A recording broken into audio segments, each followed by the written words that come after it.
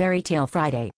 The Boar and the Corpulent Dorkus. There once was a corpulent Dorkus, who stroked his neck beard, while yammering into the handset of a disconnected telephone with visions of a rapt and appreciative audience on the other end. Aliens have my ballsack. Aliens are here for you. Pick up your backpack and glance my powers. Beans. I am all the late-night sausage you ever wants to pack. Cram at me. Eat pork. Spank my returns. Eat my sperm cells. It went on this way for some time, when up the hill came an old boar, hunched over and gasping for breath. The corpulent Dorkus, delighted with his new audience, screamed into the boar's face until its glasses were steamed up by his breath, and sparkled with particles of nacho chips and sprayed cheese. Yo, I am the highest boop-de-boop in all the land N00B.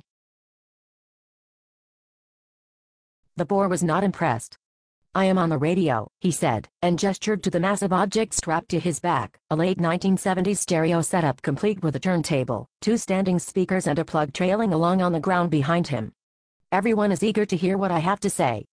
Well, I don't know, howled the Dorkus. It appears that the radio is on you. Exactly, said the boar.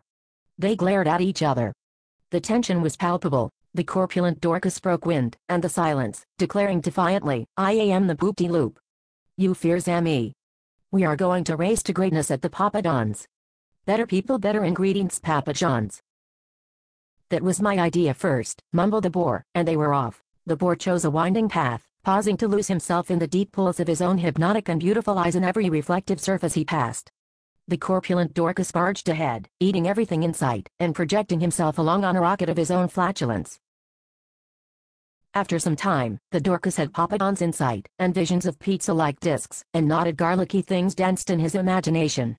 He hiked up his sweetpants, and hustled a little harder to reach the finish line first and claim the title of High Supreme Poop Shop. It was then that he spied a fun-sized Snickers lying in the road. I eats the Snickers, he screamed, and lunged for it. But there was a terrifying roar as the seat of his pants, the fabric already weakened by many years of decaying nacho farts, finally gave way, and tore from taint to waist like the hellish vertical smile of Satan, and the horrors exposed to the light of day at that moment are not fit for fairy tales. He leaped into the air in a fit of rage, but upon landing his girth popped a hole in the pavement, and he sank into the ground up to his waist. The corpulent Dorkus was trapped like an egg in the mouth of a snake.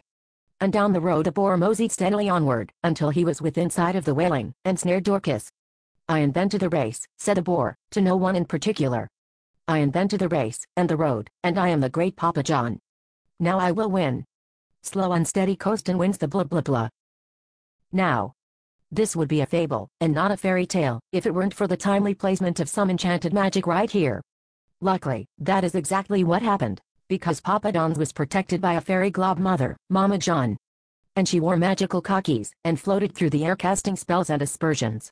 It was she who planted the fun-sized Snickers bar, and seeing the boar approach, she sprang into action.